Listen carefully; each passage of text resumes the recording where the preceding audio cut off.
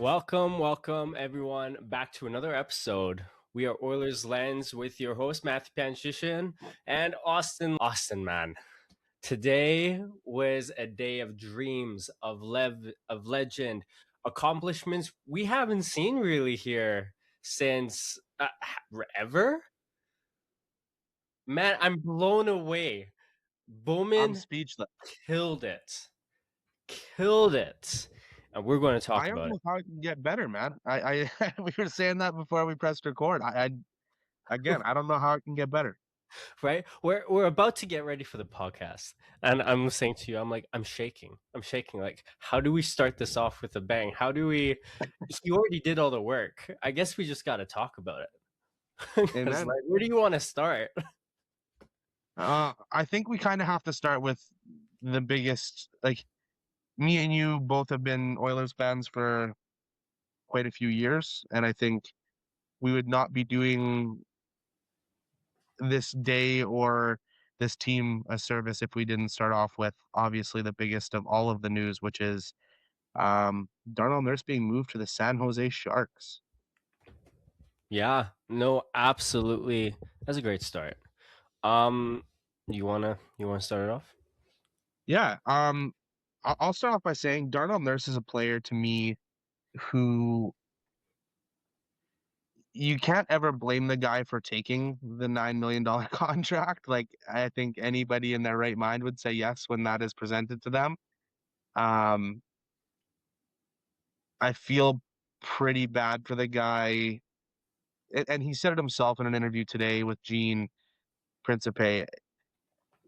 He didn't feel good about the contract. He knew that there was things in his play and deficiencies in his play that showed he didn't deserve that dollar value. And I think I think our outlook on Darnell Nurse is very different if his contract is half of what it is today.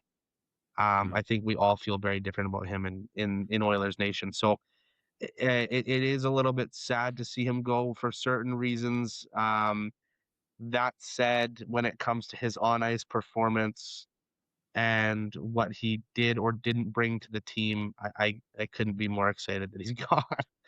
Yeah, I mean, for all the reasons that you pointed out, right?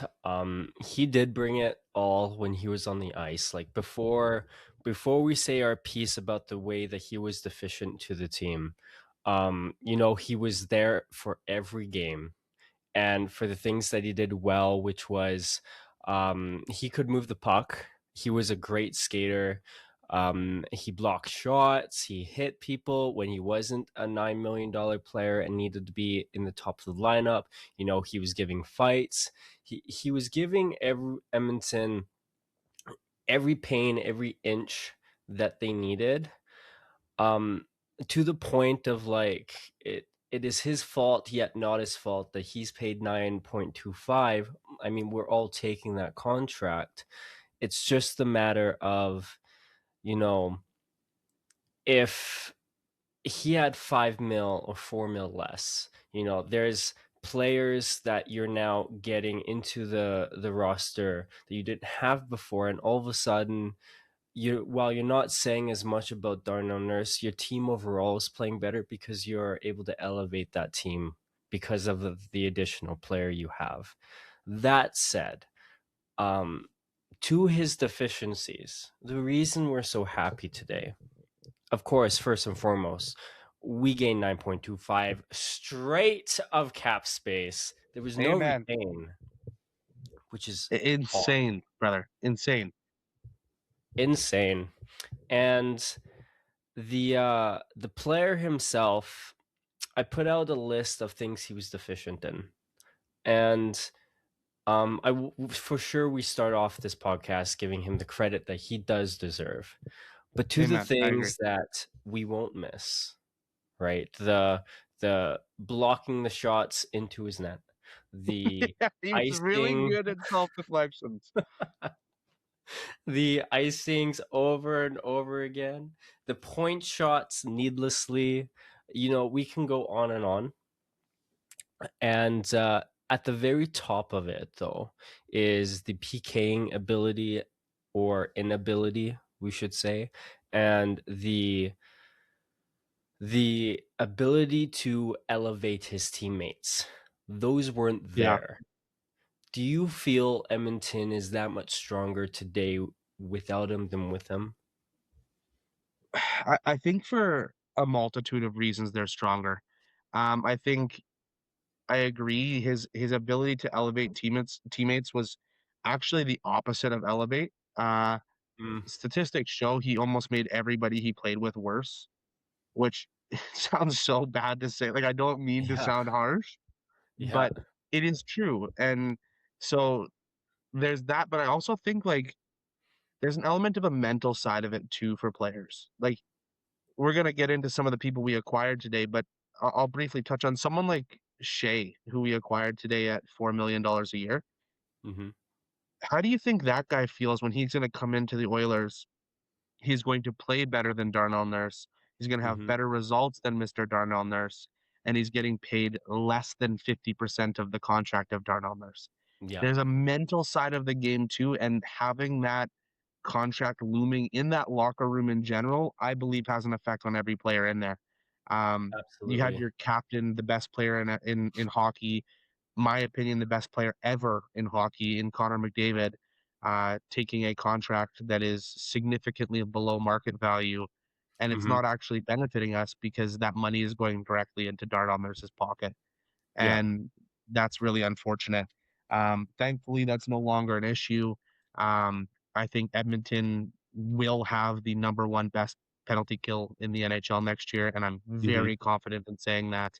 If not top Um, 3, for sure. Yeah. like it's disgusting how good Edmonton got defensively. Um, yeah, I'm in awe actually. And I have a stat here that is kind of outstanding. Like we removed Nurse, and through all the acquisitions we got today, and for those who missed it because today was a lot, it was Matthew Joseph at forward, Kapanen got re-signed, Jones was re-signed, Shea, Ryan Shea from Pittsburgh, a defenseman. We got in the Nurse trade, we got pardon, Good I'm gonna luck. have to learn these Good names, luck. but Makano uh, Makamadulan. I'm close. I'm close. Makamadulan. Yeah, Makamadulan. There you go. And Sharp, so the prospect, who we'll talk about later in his own right. And then we got Levi and Anderson. If you combine all of those contracts, that's 10.3 mil. We got rid of 9.3 mil. Like, think about that. Like, the idea of being able to remove all of those contracts and or remove his contract and in lieu pay for all of those contracts, it's insane. It's a masterclass by Mr. Bowman. So I guess the next thing we should kind of go into is yes, we obviously major addition by subtraction with Nurse, the cap space, the negative war in just having him on the team, Mm. your penalty kill percentage, those things obviously going down naturally with him being on the ice. Maybe we should go into next talking about what we added with that cap space. Do you have somebody that you'd want to start off by kind of digging into a little bit? I did. I wanted to go from the back end out, starting from the Do it. goaltending. That was the most important piece Edmonton needed. I think we all agree that they needed to get this done. It needed to be done yesterday, and it got done today. So, what we found out is Devin Levi coming to Edmonton. Devin Levi, the outstanding talent from Buffalo that was just never really given a chance. I just posted 2 videos on Twitter and on YouTube, so you're more than welcome to go check them out if you're not familiar with Devin Levi. But Devin Levi is a 6 foot goalie. Who's just brilliant in his edge work and his ability to track where the puck is or get to where to basically stay in front of the puck. So adding that positioning aspect to it. Though he's kind of undersized, the analytics for him was very highly spoken of in terms of when they were doing their due diligence in order to acquire him. I've been a big fan of him for a lot of years now. So if you're familiar with my content, this was a huge hope for me is that they would acquire what I believe to be one of the best available goalies. And then they acquire him for a third round pick. Did we not say the other podcast that that's probably what he was going to cost was a third or a fourth round pick? We called that dead on. We're actually 2 for 2 because we called Nurse to San Jose yesterday or on our last podcast as well. So, Mm, 2 for 2 there. But I think the other thing to keep in mind too is not only did we only have to pay a third, we got a seventh back in return as well. yeah. Yeah, So just for people again, who forget, Devin Levi was a seventh round pick. Isn't that crazy? we did reference that in the last pod. The other thing too is when you think about it, the other goalie that we were kind of said to be in on prior to the draft was Kosa. Yep. You have been higher on Levi than Kosa for a very long time, as long as I've known you. Yep. And we got Levi for a third with a 7 coming back our way, Hmm. and Kosa went for a first. So extremely tidy work from Mr. Bowman on this one. Hmm. And I'm going to go off on a little tangent here. I feel like there's Do a your lot of thing. things that is super important here with the sign or the acquisition of Levi. Um, First off, having a young goalie coming into the AHL happens to very oftentimes be a harder league to play in as a goaltender because the chances that are coming at the goalie are more frequent and more than the NHL. NHL is just a Right. much better defensive league. So if you see a goalie that's doing really well in the AHL, not that you can 100% of the time assume they can do well in the NHL, but it's probably a pretty good and sometimes a safe assumption that you should probably give them a little cup of tea, right? A little cup of coffee that they might be okay. The next thing is that goaltenders who are very young. I looked at every cup winner since 2007.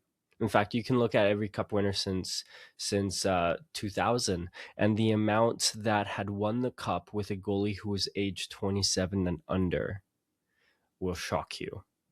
That is Niemi. Cam Ward was a rookie. Jordan Bennington, Matt Murray twice, Vasilevsky. That the list goes on and on and on. Um, Hill out in Vegas, and you could argue Bussy in Carolina, right?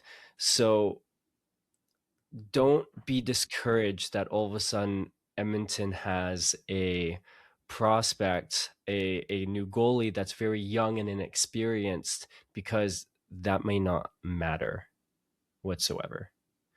Does he share Absolutely. the analytics in the AHL to kind of bring it? He does, and I'm very excited for that. Super.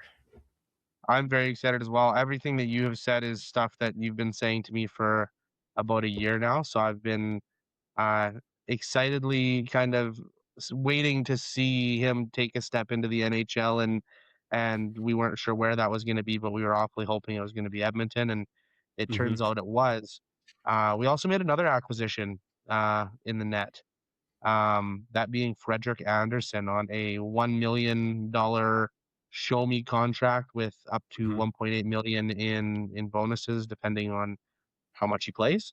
Yeah. Give me a little bit about Anderson because I've seen a lot of discourse on Twitter and such saying that he kind of is benefiting strictly off of Carolina's defensive strength. You seem to be singing a bit of a different tune. Yeah, if I feel like the opposite is more true to that. First about Anderson. So Anderson's like a very boxy style goaltender. So very fundamental, but he hangs inside his net significantly, much to the style of like Henrik Lundqvist. Excuse me. And he's been very effective doing that pretty much his entire career. And notably, He's been a high-end starter in some seasons, even classified as elite. And in those seasons, 3 out of 4 of them came under Babcock, notably. So that's something to signal there. I think this is a fantastic acquisition because if at minimum he's costing you a mil, and at maximum he's playing games for you because he's doing really well, and um, that's something Edmonton hasn't had is just a really good goalie tandem. Not even just one guy, but two guys. I know you have two guys projected to be kind of high end goalies next year in the NHL with a substantially better decor and system in front of them. It's incredible, and I think another thing is to be said that is like there is we signed 3 players today, who have all played for Babcock in the past, and I think that there's something to be said with that. There was talk that Edmonton may have trouble getting free agents with their new coaching hire. I feel like we've proven that we had no problem getting the guys that we wanted to get, Hmm. and even 3 guys who have prior playing experience under Babcock, themselves. So that Mm. was good to see because that was a worry we all had coming into today. That covers our goalies. We do have some ads on defense. Um, Yeah. I would love to hear a little bit more about what Mr. Shea brings to the back end of the Edmonton Oilers. Shea's an interesting piece. For all who didn't hear Bowman's little take on him, because Bowman had drafted him actually originally. I didn't know that Okay, coming into today. Did you know I that? did not know that either. That is crazy. Yeah, he drafted him, and he then uh, I guess forgot about him. He admitted that he made a mistake. That he didn't get him from wherever he is here in Edmonton. But he better late than never because now we have Amen. him, and he had a terrific year in Pittsburgh, where he was about average, just above average offensively, even better defensively. He's a guy that PKs extremely well. Bob Stauffer himself, we're talk about the plus minus aspect to it. Um, and for a team like Pittsburgh to do that, Don, I'm usually not a big fan of the plus minus stat, but usually when you're doing really good there, you're probably doing some pretty good things on the ice. Shea's doing a lot of good things on the ice. A very good skater, very good defensively. And I like that everyone that Edmonton is acquiring is a very aggressive defender. So they're not passive on the blue line. They're going to step up at the blue line. If you're getting past them, well, I guess now you're getting a high danger chance on net. But good luck getting past them. They're really aiming towards that Absolutely. Carolina style. A bit, kind of. Another thing I'd like to highlight with him too is the quality of teammates he was playing with. So if you go to Mm, hockeystats.com and reference his player card, lots of really nice things to see there. One thing that was glaring to me when I looked at it was he has all these amazing stats playing with not good teammates. Like he's not a guy who was playing top pair minutes with top tier players. He was kind of in the trenches and still was producing these fantastic numbers. mm-hmm. And doing that, like he's carrying a lot of the load offensively there too, because he can distribute the puck pretty well in transition or in the O zone. I like that for Edmonton. Now they have him here as like a second pair defenseman, and I don't see that. I don't see that he's going to be in that kind of fit here. I see him as a third pair D man. And moving forward, that 4 mil might be. I think that might be a little high, maybe just like a tad bit, but not because Shea's not worth it. Shea's worth a little bit more than that. In fact, Dom out in the Athletic said he was worth about 5.5, right? And so Shea's worth that. Just on the third pair, I worry that that's going to take him down because he's not going to get enough time on ice, but we'll My see. question for you, Matt, is do you think that you see him kind of step up into that Ekholm role as Ekholm winds down? That's kind of what I saw the move as, is Mm, this idea of this year he might be third pair. By the end of this year, he hmm. might be. a bit more of a substantial piece on our back end and playing with Oh, not necessarily like I feel like our back end is so fluid with the amount of talent we have back there now. Um, but I do think you need to have that fail safe for Ekholm. He is mhm, getting quite a bit older. Injuries have become more and more of Ekholm's story over the past couple of years. okay, yeah. Um, and right now we have a abundance of people who could potentially take that step up. So I think having Ryan Shea is someone who is going to be able to potentially fill that gap if needed. That's true. He can move up in the lineup. I mean, he just played second pair, and we saw Wotherspoon play first pair for Pittsburgh, and he was doing a fantastic job. Like, what's stopping from Shea being a first pair defenseman for Edmonton, right? They're very Right. versatile like that. Wallman 2, Ekholm 3, play them any which way you want, first, second, or third. I think you make a great point, Austin. Is Edmonton set for a really good time? And they got a lot of guys depth after that with Mr. I don't want to say Muck because he's not Pokemon, Oh, but call him Shakir. Call him Shakir. That's Shakir. his first name.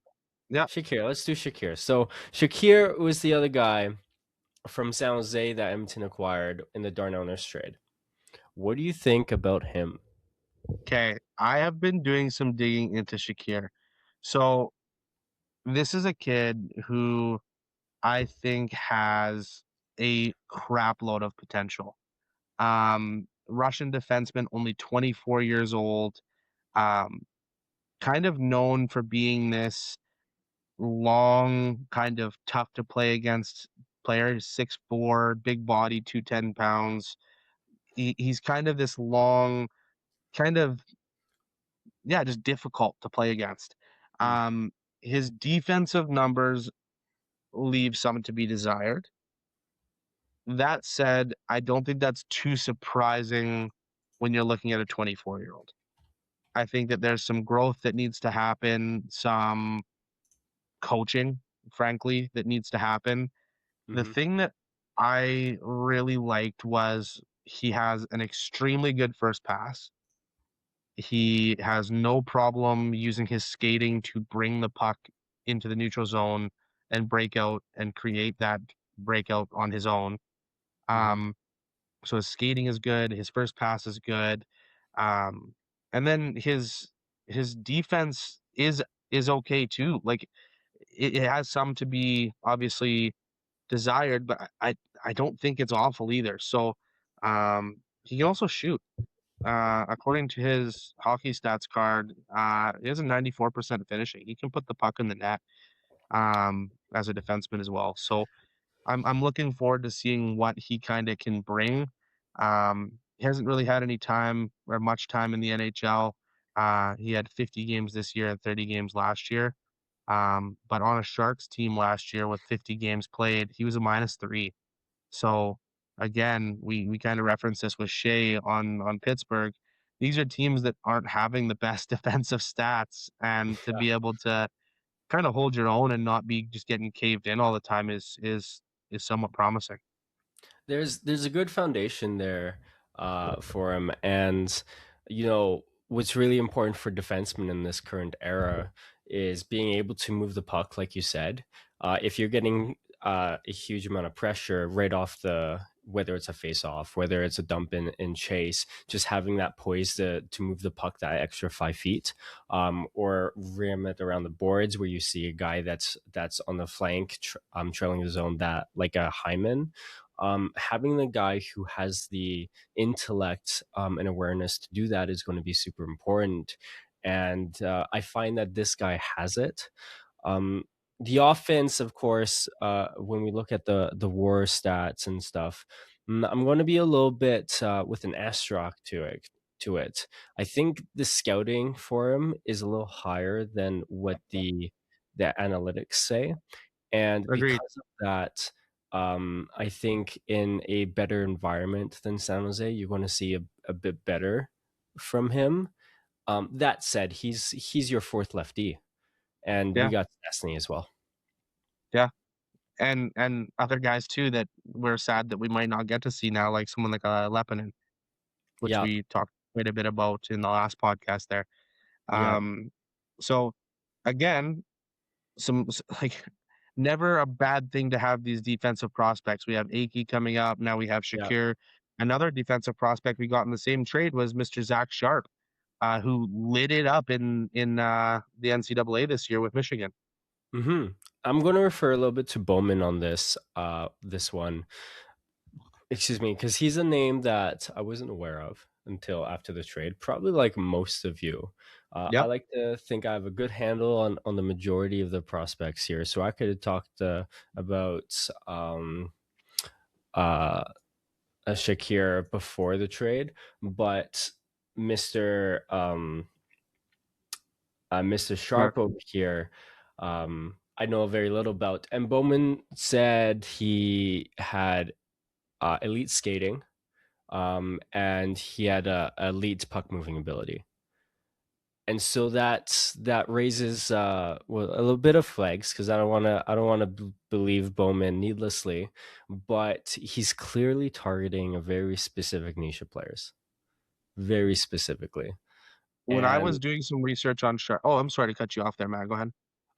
just one last piece. I'm like, whoever you're acquiring from San Jose, it just seems like they know who to draft. So I don't feel like They you're do. doing a bad thing by acquiring a prospect from San Jose these days. Absolutely not. I actually was doing some digging into Sharp once we acquired him, and I went back to his Elite Prospects draft guide, Hmm. and I just wanted to read what Elite Prospects had said about him back in 2023.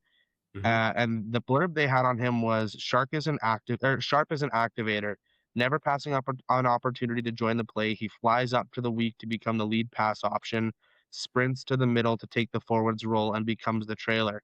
He blends his activation into gap control when moving. He gets early stops and pushes attackers to the perimeter and neutralizes off pass threats. So Interesting. hearing that gets you excited right off the bat. Yeah. Then you go look at his stats in the NCAA this year, 37 games played, 5 goals, 14 assists, 19 total points, 15 plus minus. Um, Hmm. Great season in his second year in the NCAA here. So, obviously expect him to return to Michigan, which is also just an awesome, very strong hockey organization, I would say. Yeah. So expect him to go back to there again and play. And the funny thing is he's also teammates with another Oilers prospect in Owen Michaels. So Ooh. they're side by side. Owen Michaels is a forward, obviously, but now we Yeah. have two Oilers on that Michigan team. So I'm gonna have to try and catch some of the games this year to kind of see what's going on down there. But yeah, looks like a strong defensive prospect. Um, and yeah, I'm excited about You that, know, I obviously. even have a piece here to, if I may, that because more scouting reports, I think we all like to know just a bit more. So from Elite Prospects too, they did a recent scouting report, March 26th, when they were playing against Minnesota State. I read and I quote, Sharp was flying today, putting in as exciting for better and worse performance as anyone on the Broncos blue line. More than anything, Sharp just wants to place himself in the thick of the action, rush activations and sorties from the blue line where regularity in today's Western Michigan win. Sharp is inside driven, whether by the skill of his handling from the offensive blue line or his knack for placing pucks into high danger areas as a passer. Wink, wink, nudge, nudge. Sharps defends with speed and decisiveness, closing on opponents as plays develop, meeting threats as the puck arrives on their sticks. The flip side of Sharp, at least in today's viewing, was the lack of precision or efficiency, particularly in transition.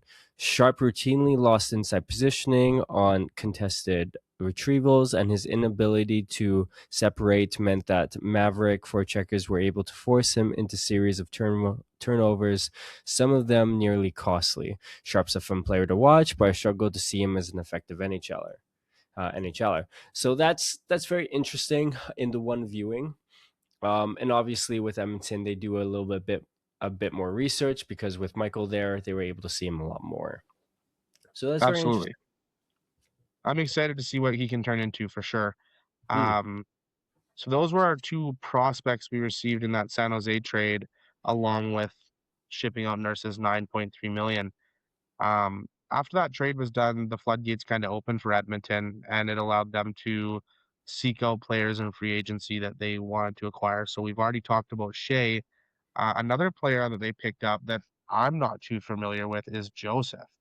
Um, I've never really cared too much to look into him, but from what I've seen and heard, um, he might be a really solid fourth liner for us.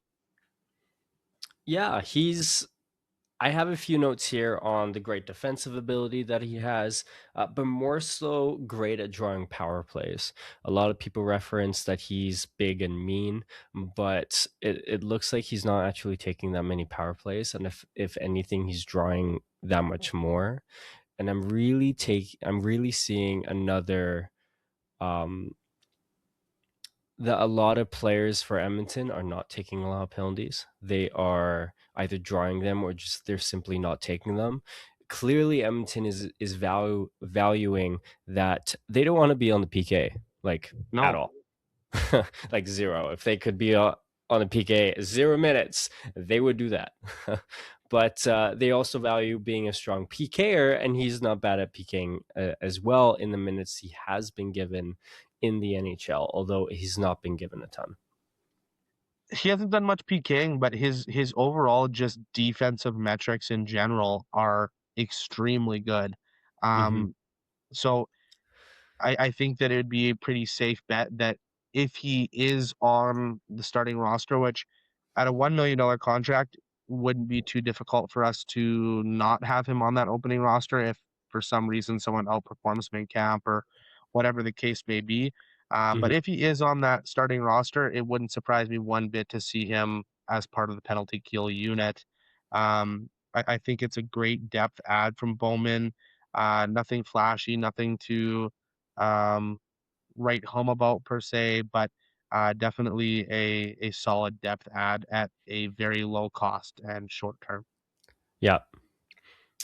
They also brought back Kapanen, It has Cappy. Cappy, the speedster, one of the fastest in the NHL. Is this good? He brought them back. So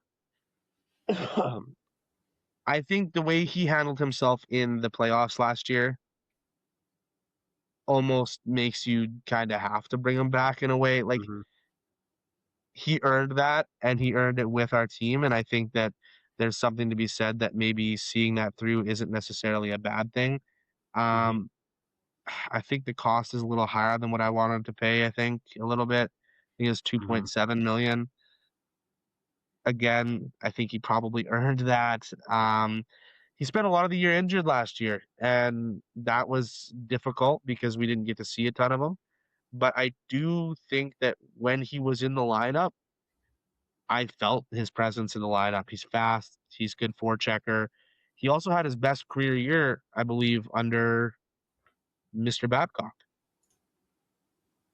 And just checking on that, especially at his best year was in Pittsburgh, notably, but at least for like WAR, let's see, yeah, it was out in Toronto where he had a good defensive year and especially uh, a very good finishing and offensive year.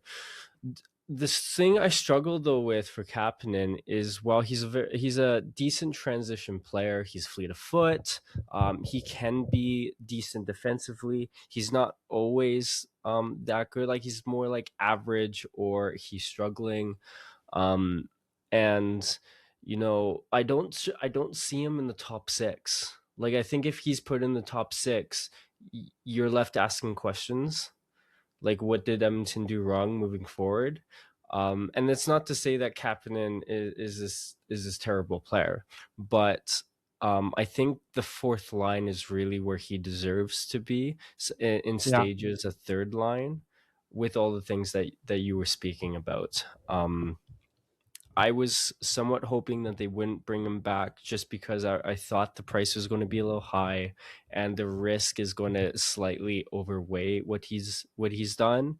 But the hope is he comes back just as strong as he did last year when he was playing, because he did play relatively well. And if he does the same thing, then I'm eating my words, because he was worth that contract in an 82 game sample. Absolutely. And I think that there's obviously some room to see what he can bring. And I think what we need to do is break down what we think the roster is going to look like. You know, like, Yeah. do we have any other ads to talk about? I can't even think right now. There's too many. Well, other than Jones, but I think we can assume that He's Jones is going to be in the AHL, That's a depth signing in my opinion. right? I don't think that there's much to be talked about there. Good player for an AHL role. I don't think he cracks this Edmonton lineup. I think there's too many bodies ahead of him. I think there's too many bodies. I even think there's beginning to be too many bodies for Kapanen to overtake the lineup. So if And we now if we you, break down the lineup here, yeah, I think that Babcock has been pretty vocal about running McDavid and Draisaitl together to yeah, create more time for other players to be able to make an impact on the roster.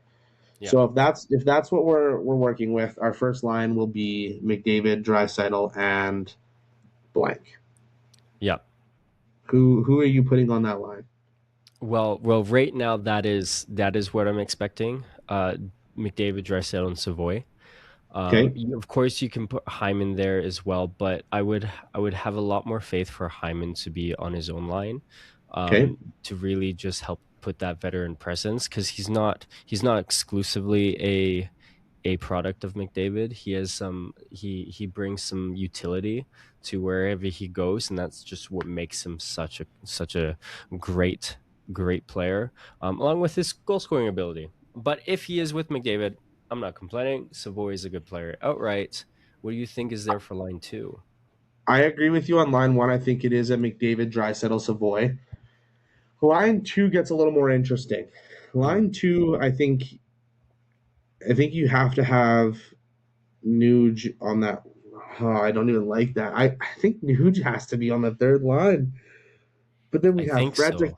Like it's so hard. Like I don't think Nuge brings as much as he used to, man, and that's a Hmm. sad thing to say. Hmm. Um, like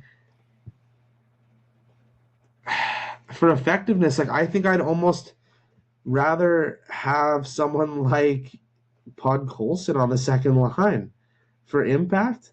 Yeah, Like I feel like Nuge doesn't bring a ton of impact to a line as someone like a Vasily Podkolzin does. But if I was just kind of shooting from the hip, we have McDavid, Draisaitl, and Savoy on line one. hmm, Line two, you have to have Hyman.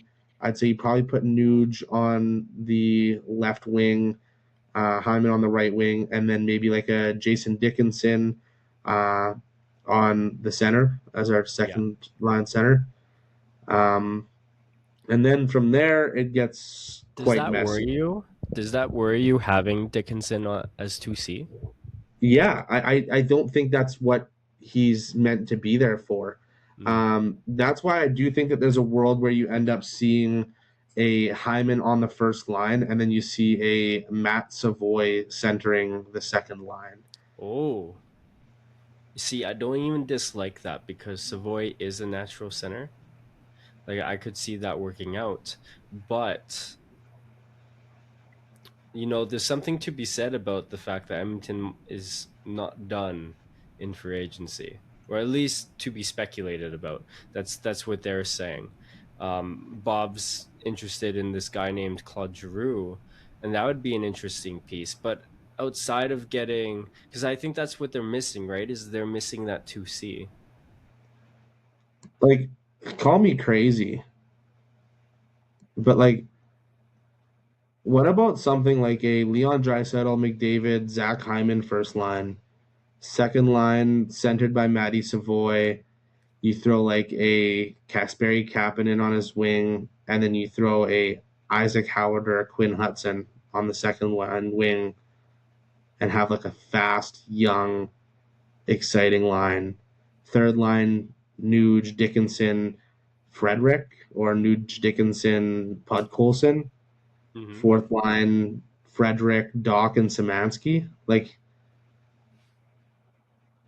I don't know. In my opinion, starting looking at the fourth line, I really wouldn't separate Doc, Szymanski, and Frederick. I think they were doing so well, and it's not to say that Frederick deserves more time on ice, and he's a lot more effective than player. I think people give him credit for, but because of how effective they are as a trio, and they're going to get more time on ice anyways, you keep them Yeah. together. The What I had was Dickinson running the third line with um, what did I have? I had Paul Colson and I had Hudson. Oh, okay. Hudson over Howard, hey? Hudson over Howard. I prefer Hudson over Howard. Okay, I can see that. And then it was Nuge. In this example, I assumed Edmonton had Giroux, but Giroux's obviously the big question here. If Mm-hmm. they don't get Giroux, there's obviously a missing piece at center. But it was Nuge, Giroux, and Hyman, As our third line. right? That was our second line. The third line being Puckholes and Dickinson and Hudson. Okay. And then second line would have been Nuge, Giroux, and Hyman. Yeah, because otherwise you're running Howard, Nuge, and Hyman. What do you feel about Right. that? I think like if we're gonna play these young kids, like I don't feel the same way as much with Hudson. I think Hudson is a more well-rounded player than Howard is Yeah, overall. So I don't hate him as much on a third line as more of like a checking line. Like I think he'd be okay there. I yeah, think putting Howard in a role like that is just setting him up to continue to be not good. I think if you're gonna have Howard on this roster, you need to put him in a position where he is in a roster or in a line that is driving play and creating chances and letting his offensive talents shine. hmm, Um, Putting him on a line where the people he has to pass to are Jason Dickinson, it's not gonna be, yeah, or like he's waiting for a pass from Jason Dickinson. He's already in the like offensive zone. Jason Dickinson still at his own blue line. Like that's yeah, not going to like it's not going to work in a way where Howard is going to be in a position to succeed.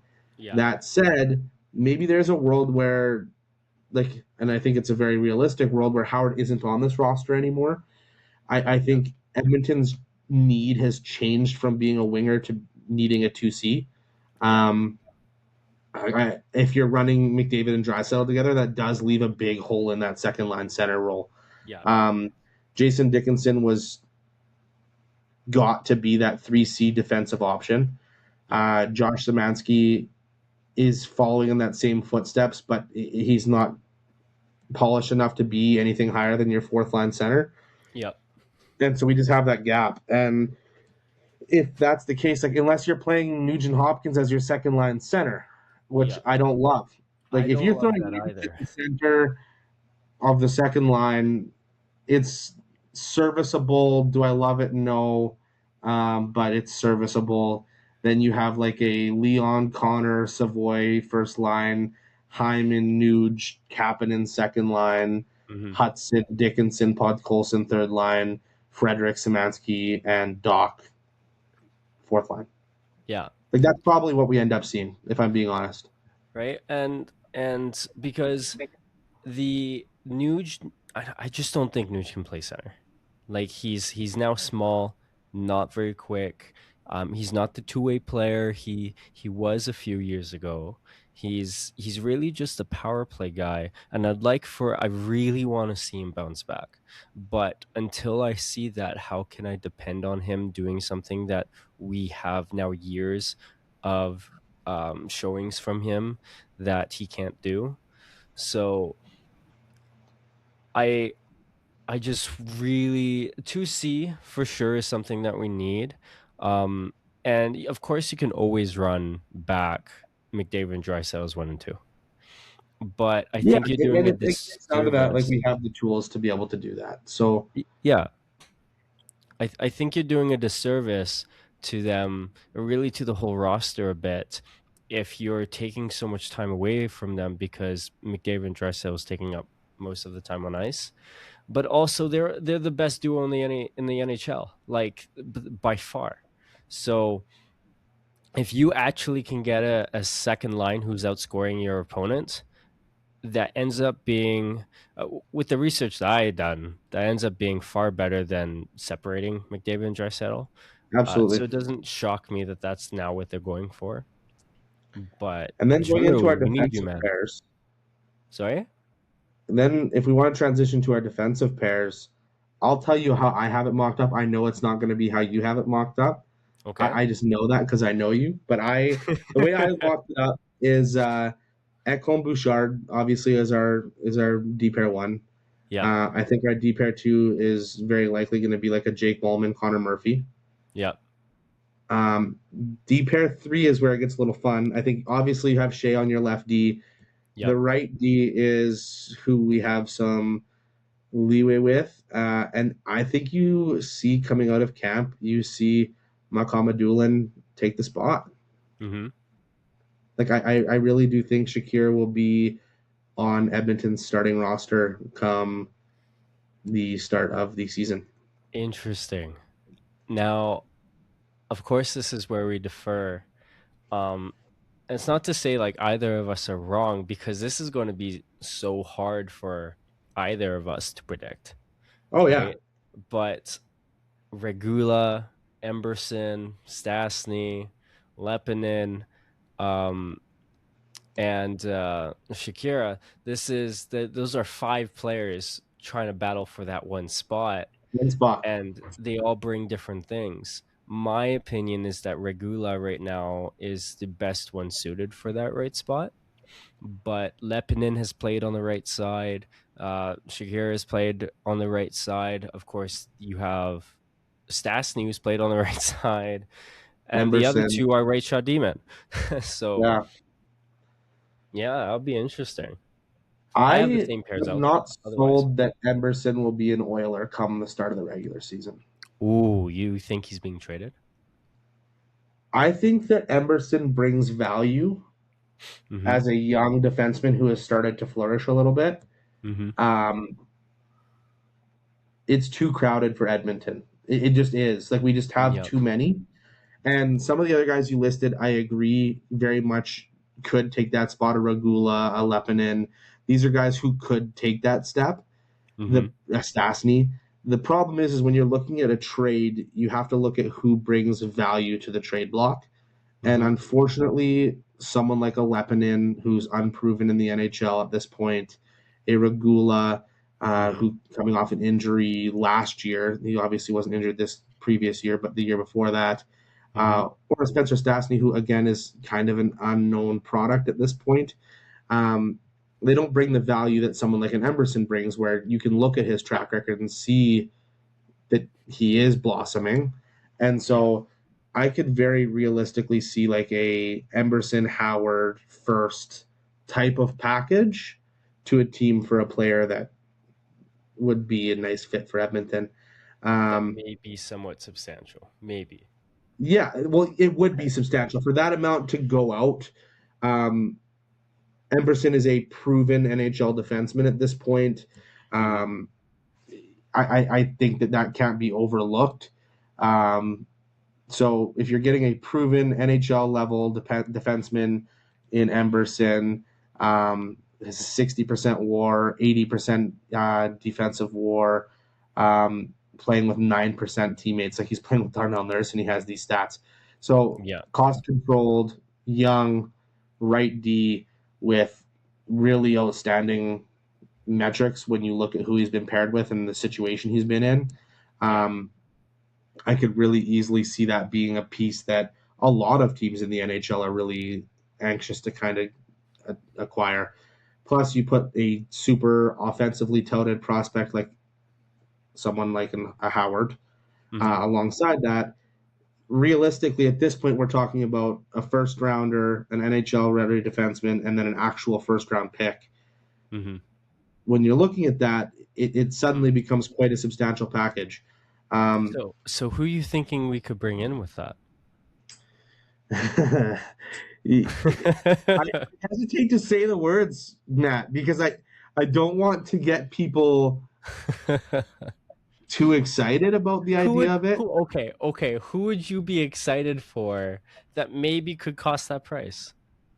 So I have a couple names of guys who Okay. are on my wish list. Yeah. There's a guy coming out of the Lone Star State that is looking for a home, who Yeah. wants to win, 27 years old, 99% war. Mm-hmm. Everything is that beautiful bright blue color on his card, and Yeah. that is Jason Robertson. Oh, okay. That is a guy who I believe is very much acquirable. Does Dallas want to deal him in conference? Probably not. But we'll see how that goes. So that's one guy. Would love that. The other guy who I think is Mm-hmm. actually more likely, just because of the relationship that Edmonton has with this team. There's a connection to McDavid in the minors. He has 1 year left on his deal. And that is Alex DeBrincat. Okay. That one makes a little bit more sense to me just because of the decisions Edmonton has made now. Like, Robertson is a name that keeps coming up, but I feel like now we don't have the cap space. We somehow have sustained all the assets we have. Fantastic. But We have. that one's going to be such a challenge. And I'm not saying it's impossible, but it's just going to be such a challenge now at this point. And DeBrincat, on the other hand, if they trade a guy like Emerson, just looking at the cap, they fit that cap in their cap. But that deal needs to get done like yesterday because they're tight. But they're not as tight as what you think. So right now you're looking at our cap situations, not including that we haven't dumped Janmark's contract yet. So we send Janmark down. That's going to clear up another about 1.2 mil for us. Right. And then the other thing too is if we run 12 forwards instead of 13, so that just means sending one of our young guys down. That's going to clear up more space for us, as well as if you, for example, trade someone like a Howard, that number's off our books as well. So we have a little more cap flexibility than maybe what's just readily looked at. But like, I think looking at DeBrincat's card and knowing what I know of the player, I think that if you acquire someone like this, you probably don't run McDavid and Draisaitl together. Or if you do, I don't know. Like, I could really see him running on a line of like a DeBrincat, Savoy, McDavid, then second line Draisaitl, Nuge, Hyman, or Podkolzin. I just don't. Or maybe it's like Nuge. Maybe it's Dinah. Maybe it's Leon. Sorry, I'll let you finish. Sorry. No, maybe it's Leon, Podkolzin, Hyman. Like I don't know what it's gonna be. Can I be devil's advocate with you right brother. Now? Okay, so why not go McDavid, Draisaitl, and DeBrincat? Why not? Holy crap! That would be like the best line in hockey by a country mile. Like, because you're sliding down. I don't want to depreciate my favorite word. It's not even a word. But I don't want to disrespect my boy Savoy. He can do. He's a good player. I think he can do whatever he wants on the second line. I think he'll flourish. You throw Savoy on the second line, he would do very well. There's no doubt about it. And then you do have the very best line in hockey. You move Nuge down to that third line role potentially, and now he's in a spot where he's going to perform better in that checking line. His defense is fantastic. everyone kind of slides down one slot, and suddenly this team is an absolute juggernaut. Like here, I'm going to put out the thought for you because you mentioned why not have Savoy as the center, right? Bedard is the center. Braden Point is a center. Stankoven is a center, and they're not doing a poor job at being a center. Why does Savoy have to play wing when he's a natural center? He's been playing center his literal entire career, including in Buffalo. It was only until he came to Edmonton where he went to wing. So why not put him center? You know what I mean? I And I know agree. you said it, so. No, I agree. I think that he has a real potential spot in a center type of role. It wouldn't surprise me at all if that's something that gets investigated next year. Um, like when you're looking at, for example, the expected goals for per 82 Mhm. last year, McDavid was number 2, very slightly behind McKinnon. Mhm. Number 3 was Austin Matthews. Number 4 was Zach Hyman. And just a tiny bit down that list, above Jason Robertson, is Mr. Alex DeBrincat Yeah. at 8. So like 6 behind McDavid, ahead of Draisaitl even. So like, yeah, I think there's a real player there, and if you can grab him and somehow make that happen, I think Edmonton becomes. I think they already have become very much a cup contender, if not cup favorite at this point. Mhm. I think you see that even more magnified.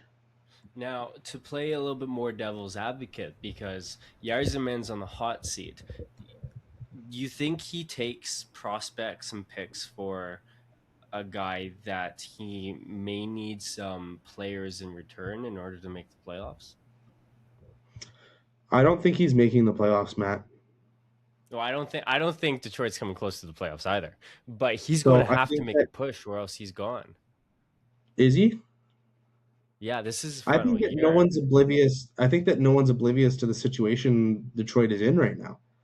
I think that Detroit was already a team that was a bubble team, if that, and Mhm. their star player has requested a trade out. I think that Detroit may look at the opportunity. Like DeBrincat's not signing there again in a year from now. Mhm. Why would he? He's not Yeah. signing up for a sinking ship. So we're talking about a 1 year for this player that you have left. You're Mhm. already not going to make the playoffs. If you can parlay that into a future offensive stud like Howard, Yeah. a defensive ready young defenseman that's cost controlled in Emberson, Yeah. and a first round pick that you can do with whatever you please, Yeah. I have a hard time seeing them not look at that and say, you know what? We have 1 year left with this guy and he's going to peace out anyway. Mhm. Maybe we just like are good with that. Yeah. Like I don't know. Maybe I'm crazy in thinking that, but if I was a GM and I knew where my team was at, and I don't think it's a secret to anybody that Detroit isn't knocking down the door to win a cup here, Mhm. I think I'm taking that deal every day of the week. With just even looking at Howard's upside, Emberson's already proving that he's stepping into that upside, and Mhm. then the unknown of a first round pick and a first round pick where McDavid's potentially not in the picture. That's the other thing that's a bit alluring about Edmonton's first round picks right now. Mm. They take place after McDavid's 2 year contract is over. Yeah. There's a bit of a question mark. I believe McDavid is staying, but there is that extra McDavid's staying. feature of who knows? Maybe if he's not there, they're in a bottom position in the league, and you know what I mean. So I'm taking that bet every time if I'm Iserman, and I think those are the type of moves that keep Iserman his job. Trying to remain relevant when you're no longer relevant Mhm. is the recipe for teams to fall into a decade of darkness. So, But Austin, so you make a lot of great points. McDavid is staying, right? oh, amen. I agree. Like obviously, this Oilers team just signed every player, I swear to God, to 8 years or something like that. They get Howard, Levi, Emberson. Like they now have way more guys under 24 than I care to admit they should, and they're set. They're set for the future. what point did Bowman not do enough today to tell McDavid, hey, I'm going all in without me even going all in yet? Well, that's what Right. mean. Like, I read a really cool article that explained why McDavid signed the way he did, and that Mm-hmm. was a kind of like a cap restructuring. Mm-hmm. I'll try and find it, and we can talk about it on the next podcast. But it kind of explained that the reason McDavid signed a 2-year term, there was changes in how contracts were being implemented in the NHL Mm-hmm. based on the rules that were coming into effect. Um, so McDavid kind of just backloaded his contract, if you want to look at it that way. Okay. It's almost as if he signed a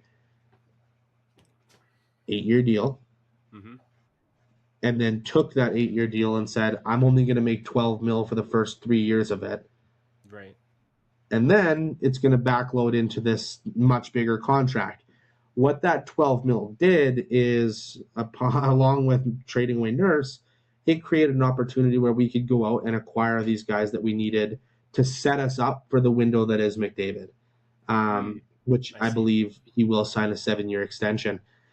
Yeah. So I and then you look at like this off season, like just today, like I would give the Levi trade an A+. Like, you acquired a young, really high potential goalie for a 3rd round pick and got a 7th round in return. I would take the Nurse trade and give it, like, if A+++ is here, it's way up here. Like, there's nothing more you could have ever asked for in that Nurse trade. Shea signing, I would give an A, below market value, not a crazy term at 4 years. Mm-hmm. Kapanen is the only one where I'm like, I'm not a huge fan. That said, the term, incredible. A 1-year deal, you can't, 1 like, year. what more could you want? Yeah. And then Anderson, You earned a bit of a contract there. You earned some money. There you go. 1 year. Do it again. Would pay you another 1 year for 3 mil. yeah. Absolutely. Yep. And then you have Anderson, and that's another A+ signing in my opinion.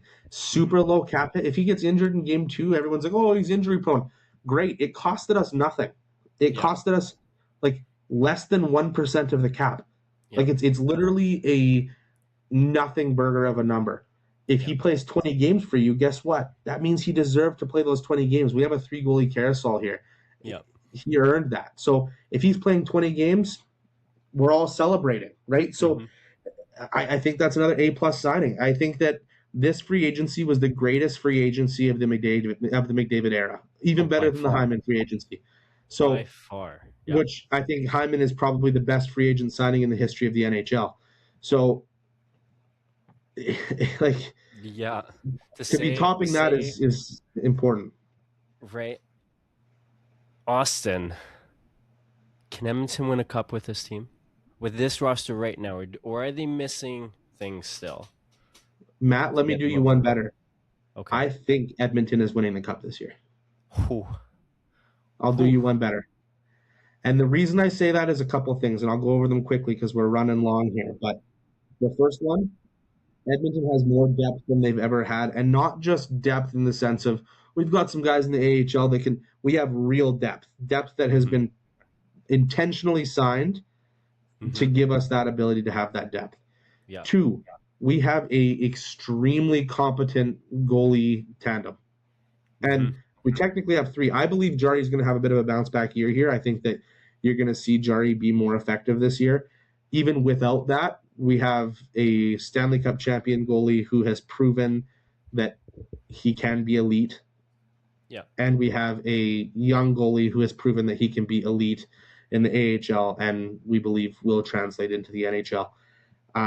We have probably the best defensive team in the NHL. Like, I'd be hard-pressed to name a team that's better defensively than what we have. Well, as far as the D-core, we're currently ranked 1.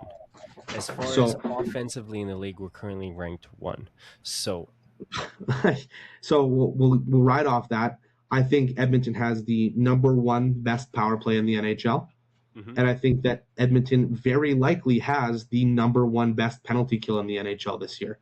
Yep. And when you combine what's the magic number, Matt? I can't remember it. for sorry. When you combine your penalty kill and power play percentage, if you're over this number, your winning rate 100 goes or it's 105, something like that. If it's 105. Yeah, over if you're 100, over right? that, yeah, if you're over 100, and I think it's 105. I think you're right. If you're over 105% on special teams combined, you are statistically a winning team. Yeah. I would not be surprised if you are well over that 105 as the Edmonton Oilers. Yeah, well over. Where you're sitting at 30% with an 85 to 90% penalty kill. I could see it. I could see Edmonton being at like that 125 mark. Yeah. And if you're sitting at a 125 in special teams, you are beyond elite, arguably probably best ever in history for special teams specifically. And when you combine all those things we just talked about, Matt, barring some sort of like catastrophic injury, knock on wood, or some season derailing moment, barring anything like that, I have a hard time seeing Edmonton not be for sure winning the division, potentially winning the President's Trophy, and hoisting Lord Stanley at the end of the year. That is the dream, my brother. That is the dream right there, and it looks like it's going to come to fruition. I think it's coming to fruition finally. But let's not get ahead of ourselves. We still have an off season to go. Let's bring this back when training camp happens, because there's more moves to come. There's a DeBrusk that was mentioned. There is a Drew that was mentioned. Maybe Edmonton might go for a hire, or maybe they might stay pat. I still think DeBrusk would be a great ad for the record. I will say that now. You think he would be a great ad? I do. Okay. Especially with Edmonton moving to 2 power plays. Yeah. Yeah, they're finally going to break it up too. They are going to 2 power plays. That's at least what Babcock said. But as far as today goes, thank you everyone for listening to this today's podcast, and we have more coming out soon. If you're not following us, we're Oilers Lens on Spotify, YouTube, Twitter, Instagram. We're kind of on it all. And whether you're looking for prospects, whether you're looking for players, we're putting out videos as often as we can. We're starting from fresh, so hit us up there. And yeah, where can they find you again, Austin? Where are you at? @Austin_team on Twitter. Happy to chat with anybody. DMs are open, so shoot me a message. And I love talking hockey. And myself, Matthew Panchushin, of course. I'm on Matthew JDP on Twitter. We'll see you guys very soon. Take care. Thanks for listening.